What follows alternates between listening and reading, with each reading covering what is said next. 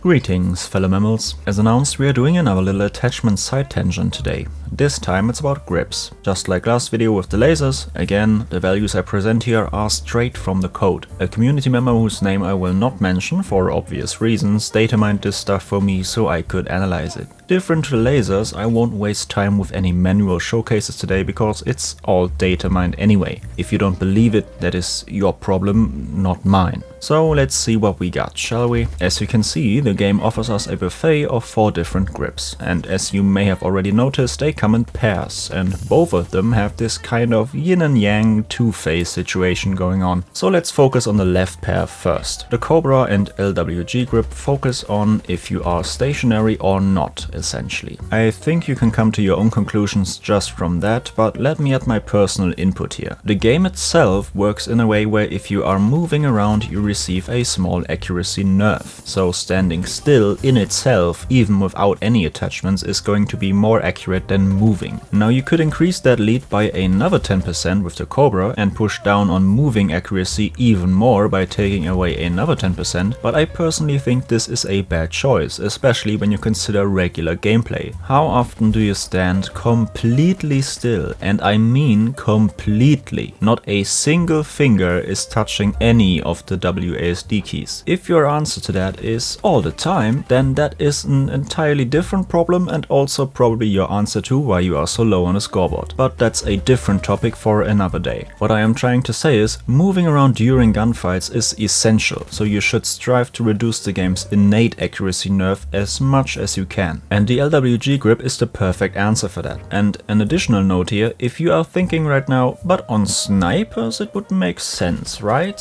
No. You see, sniper rifles are a bit special. If you do not move when you shoot a sniper, your shot will be 100% accurate every single time. The Cobra grip cannot improve that, and funnily enough, the LWG grip also has no impact on that mechanic. So with both of them, a stationary sniper shot stays the exact same. But with the LWG grip, you still get the movement bonus. So from my perspective, there are literally 0 cases in this entire game where the Cobra grip is a good pick. You would have to have a very particular and probably not very successful playstyle to actually find a use for this thing. But enough about the first pair. I think I made myself clear enough. Now the second one doesn't focus on stationary or moving, but instead aiming or hip firing. So the BCG grip is for people who like to aim in 99% of their gunfights, like me. And the Rattlesnake grip is for nobody. Huh? Oh yeah, right, I have to explain that one.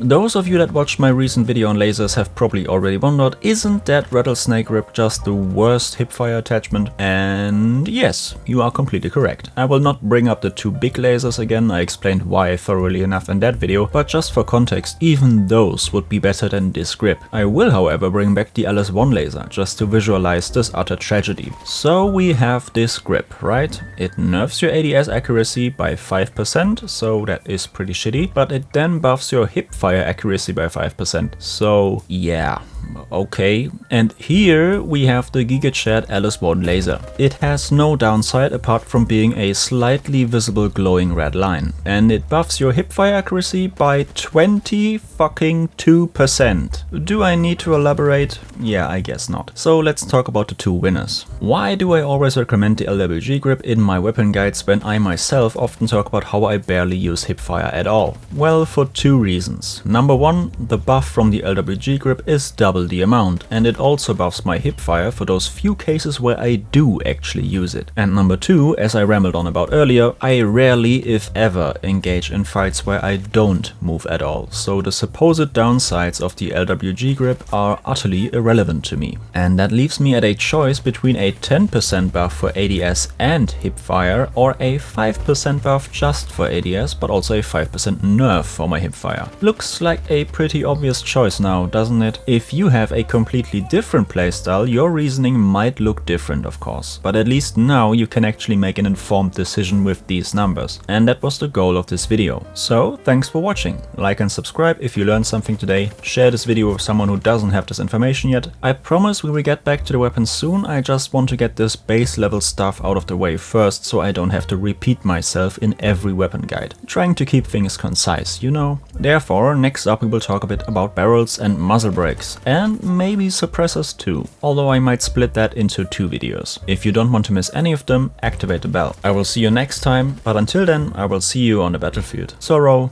out.